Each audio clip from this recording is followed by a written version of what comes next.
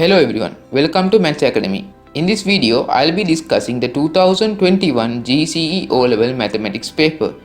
So in my previous video, I had discussed the paper 1 part A of the 2021 OL paper. Click the link in the description if you haven't watched the video. Anyways, in this video, I'll be discussing the paper 1 part B of the 2021 OL paper, which consists of 5 structured questions. So stick around till the end to get the maximum benefits out of this video. So without further delay, let's dive right into the video.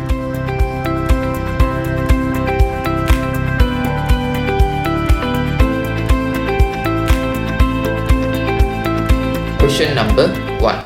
From a stock of a type of cosmetics produced by a certain company, 2/5 is allocated for shops and 3/8 for export. And they have given us two questions, and the first question says, what fraction of the total stock is the quantity allocated for shops and for export? So they are asking the total stocks that is allocated for shops and for exports. So now we should add 2/5 plus 3/8 to get the first one's answer. Now when you see this, the operator is a plus. So if it is plus, you should make the denominator equal. So to make the denominator equal, you should multiply this one by 8 and this fraction by 5. If you multiply this fraction by 8, when you multiply this fraction by 5, you will get that will be equal to 31/40. So the fraction of the total stock that is allocated for shops and for export will be 31/40. So now let's go on with our next question. That is the Roman number 2. So it says 1/3 of the remaining. So the remaining of this will be 9/40. That is the remaining, because when you minus 40/40 by 31/40, you get 9/40. So 1/3 of the remaining quantity of cosmetics is kept for sale within the company. If the value of this quantity of cosmetics that is kept for sale is rupees 6,000, what is the value of the total stock of cosmetics? So they are asking the value of the total stocks of these cosmetics. Now we should find the fraction that represents the quantity of cosmetics that is kept for sale within the company. So to find that, you should multiply 9/40 by 1/3. So there you get 3/40. The reason you get 3/40 is because when you cancel this 3 with this 9, you get here 1 and you get 3 over here. So 3 multiplied by 1 give you 3 and 40 multiplied by 1 give you 40. So 3/40. Now this will be equal to 6,000. To find 1/40, you should divide 6,000 by 3. There you get 2,000. So therefore the total value of the stocks will be 2,000 multiplied by 40. That will be equal to 80,000. And the question number B. It has been estimated that 12 employees will take 7 days to produce the above stock of cosmetics. If it is required to produce twice the quantity of this stock in 8 days due to an urgent order, how many more such employees needed to be engaged for this? So now we should find how many more employees are needed to make this amount of stocks within 8 days. First, you should find the man days that is required to produce one type of cosmetics. So you should multiply 12 by 7. That gives you 84 man days. Now this is equals to one quantity of cosmetics. To produce twice, they have told here to produce twice the amount of cosmetics, that will be 84 multiplied by 2. That will be equal to 168 man days. Number of employees be equal to 168 divided by number of days, that is 8. That will be equal to 21 men. But here they have told how many more are needed, which means they are not asking the total, they are asking additional how many are required. So previously there was 12 employees, so more employees needed will be equal to 21, that is the total amount, minus 12, it will be equal to 9. So how many more are required? That is 9. These are the answers for the question number 1. Now let's move on to the question number 2. Question number 2. The figure shows a flower bed consisting of a right triangular plot of land ABC and a semicircular plot of land with BC as its diameter. So take 22/7 as the value of pi, that is the fraction value. And the first question is find the length of AC. So if you see clearly, this is a right angle triangle. So you can use the Pythagoras theorem and you can find the length of this. So now let's use the Pythagoras theorem. That will be the length of this squared plus the length square of this will be equal to the length square of this.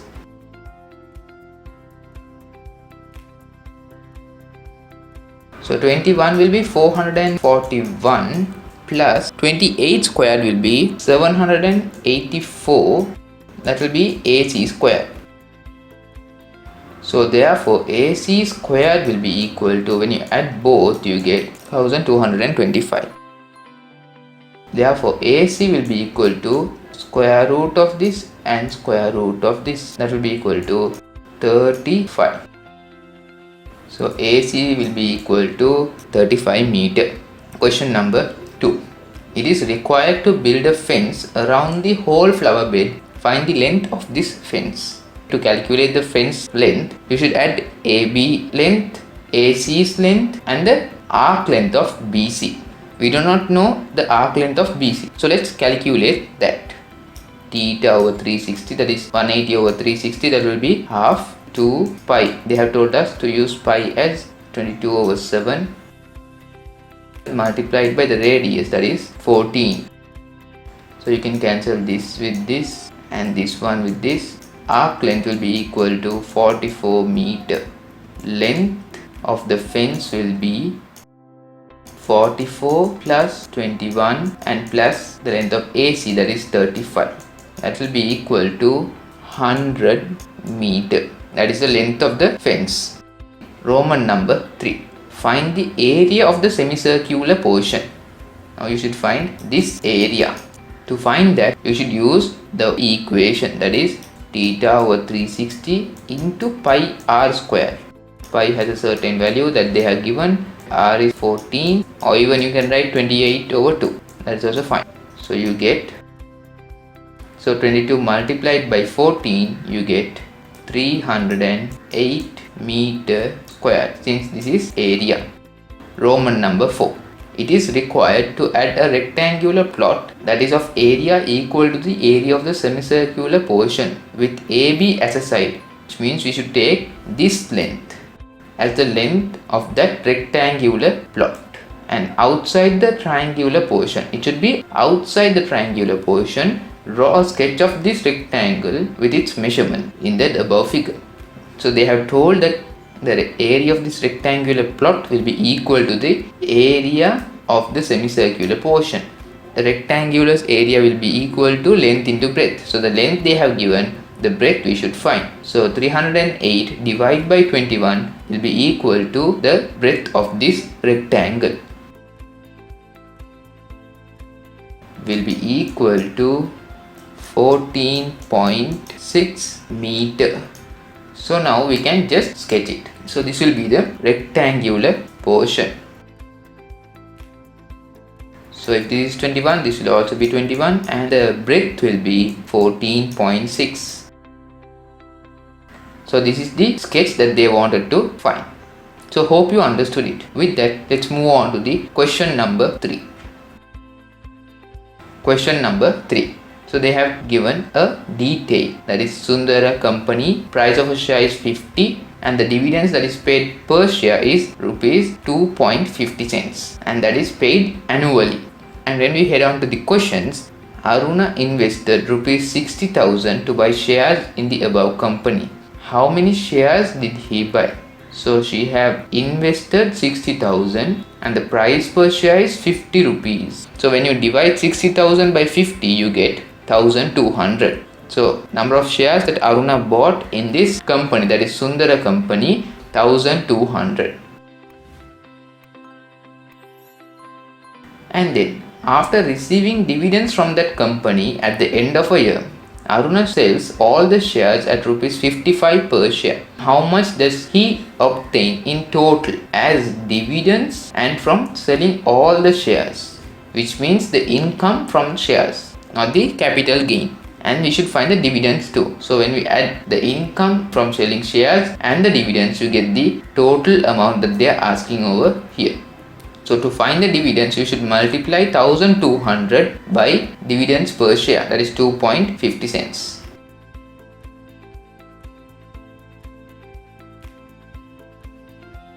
This is the dividend. Now let's find the income from selling shares. The income will be the number of shares he bought multiplied by the selling price per share, that would be 55. So when you multiply 55 by 1200, you get 66,000. Therefore, the total amount that she got as dividends, that is 3,000, and from selling shares, that is 66,000, will be equal to 69,000. Question number 3. Aruna deposits the total amount he gets in a bank for 1 year. If he receives rupees 3,450 as interest from the bank for the year. So they are asking how much is the annual interest that the bank paid Aruna for his deposited amount. So to find that, you should first multiply 69,000 by the interest percent, but we do not know the interest percent. So instead of that, we can put x and divide that by 100. That will be equal to the interest 3,450. So first let's cancel the zeros. So therefore x, that is the interest percent, will be equal to 3,450 divided by 690. So x will be equal to 5%.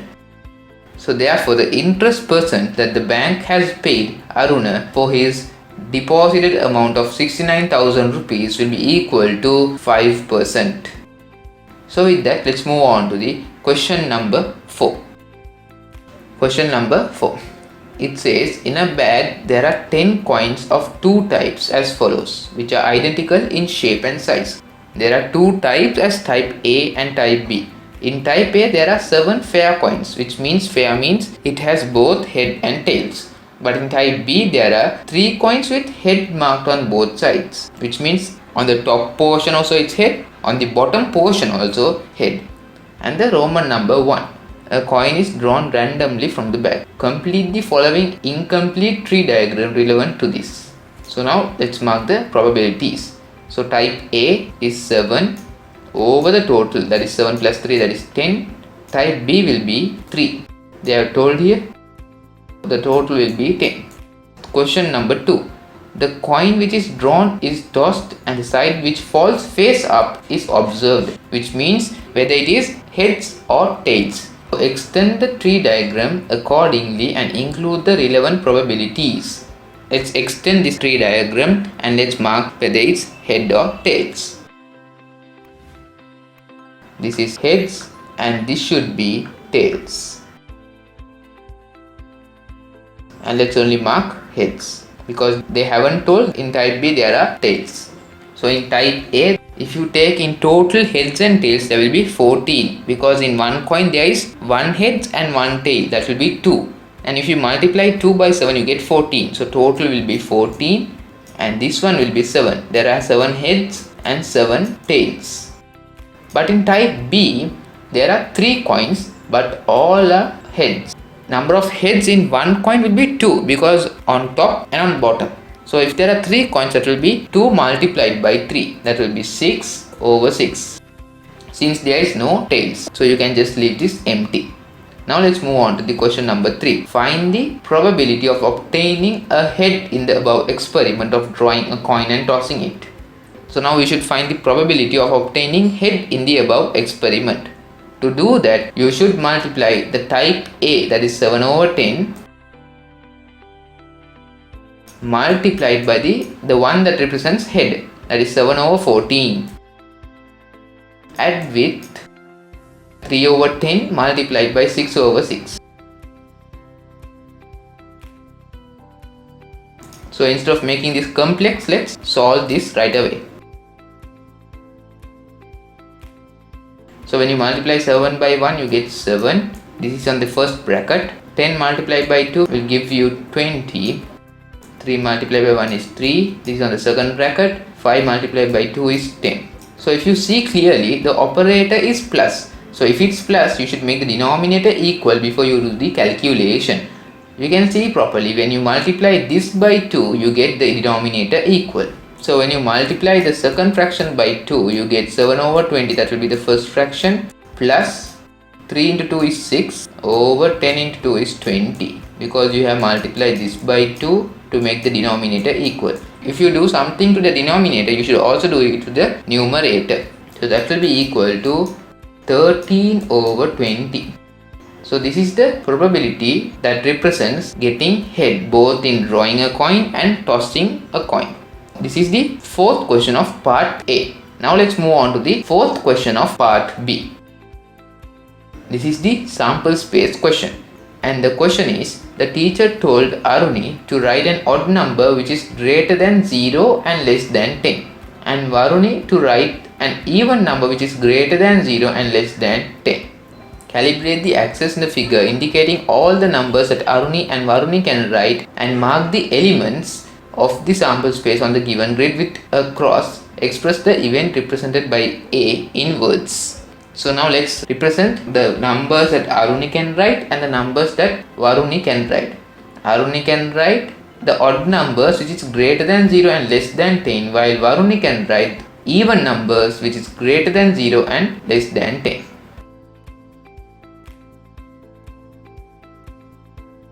Now let's mark all the sample space.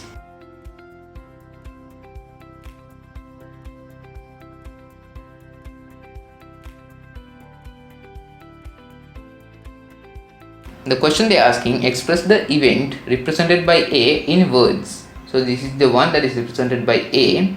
Now we should express this event. When we see it on Varuni's side, Varuni has written 4. When we see it on Aruni's side, she has written 5. So we can express it like this. When Aruni writes 5, on the same time Varuni writes 4.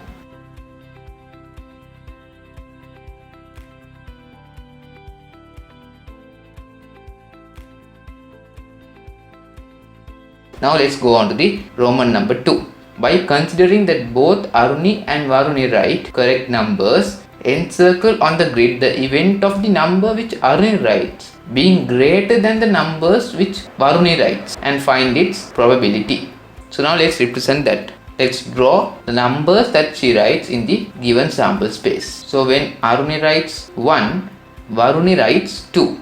So 1 is less than 2. But they are asking Aruni writes being greater than the number which Varuni writes. So when we go to 3, 3 is greater than 2. So we can take this. But it's less than 4. We cannot take that. When we head on to 5, 5 is greater than 2 and 5 is greater than 4. So we can take this one. But we cannot take 6 because that is less. When we go to 7, 7 is greater than 2, 4 and 6 but less than 8. When we go to 9, 9 is greater than 2, 4, 6 and 8. So the probability will be 10 over the total, that will be 20. This is the probability. So I hope you understood it. With that, let's move on to the question number 5. Question number 5.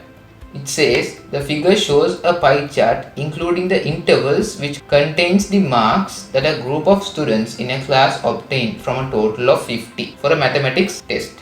The number of students who obtained marks in the intervals 10 to 20 and 40 to 50 are equal, which means the marks obtained by this region and this region are equal. Now let's move on to the questions. Find the magnitude of the central angle of the sector that represents the students who obtained marks in the interval 20 to 40. So marks obtained by this region, which means the magnitude, we should minus 360 with these angles, so that you get 20 to 40 angle.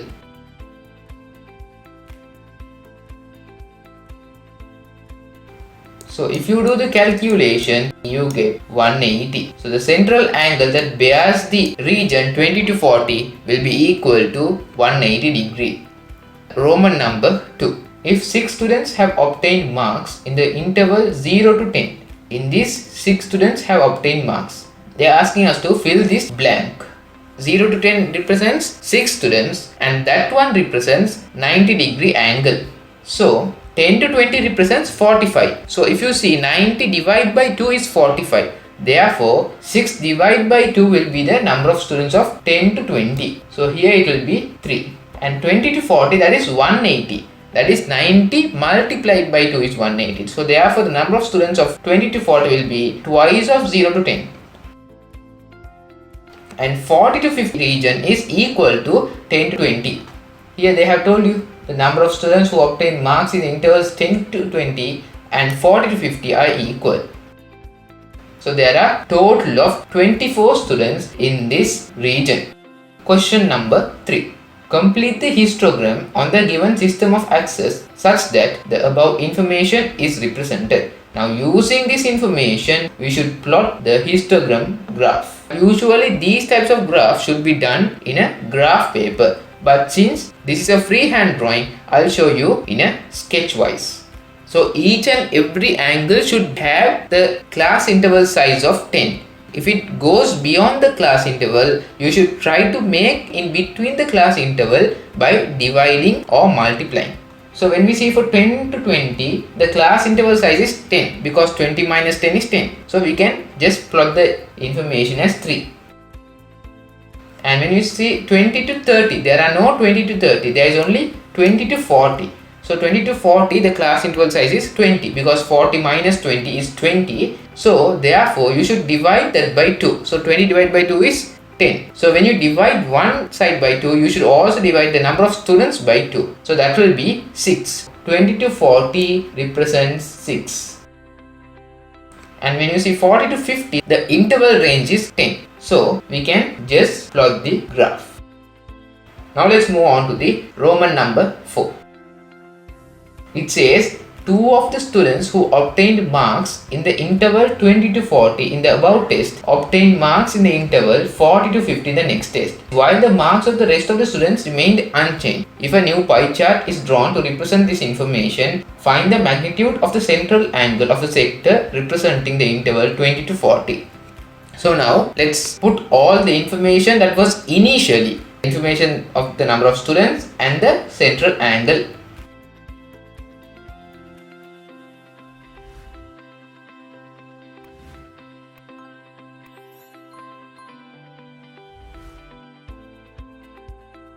So now we have represented the intervals with their respective number of students and the respective angles. The reason I wrote this is because for you to understand even more clear. And now when we come to this information, it says out of all the students, only 2 students who obtained marks in the interval 20 to 40 in the above test obtained marks in the next test between the intervals 40 to 50. So which means 2 students from this went to this. So this is the initial one. And the final information will be other values remains unchanged, that is 0 to 10. First let's write the intervals.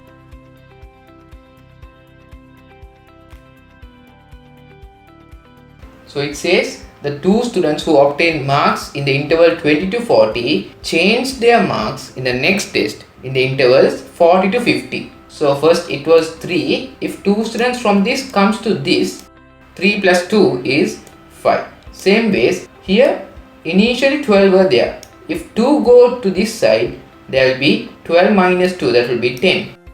So this will be the number of students representing in each interval. Now we should find the angle that is bearing each intervals. So to do that, you should put the number of students in the respective interval, divide by the total students, that will be 24, and you multiply that with 360. So there you get your answer as 150. This is just a rough sketch to make you understand. To calculate the other one, you can just add these three angles and you can minus these three angles with 360. So you get this answer. So if you add these three angles, you get 285. So when you minus 285 with 360, you get 75. Now they are asking us, find the magnitude of the central angle of the sector representing the interval 20 to 40. The central angle that represents 20 to 40 will be 150 degree.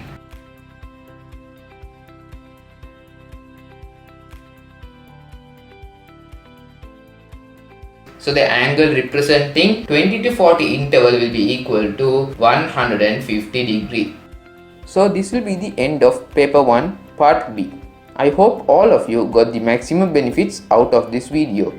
So with that, I'll be closing out today's video. So subscribe to this channel with notifications button on and stay connected. Till then, signing off for now. Maths Academy.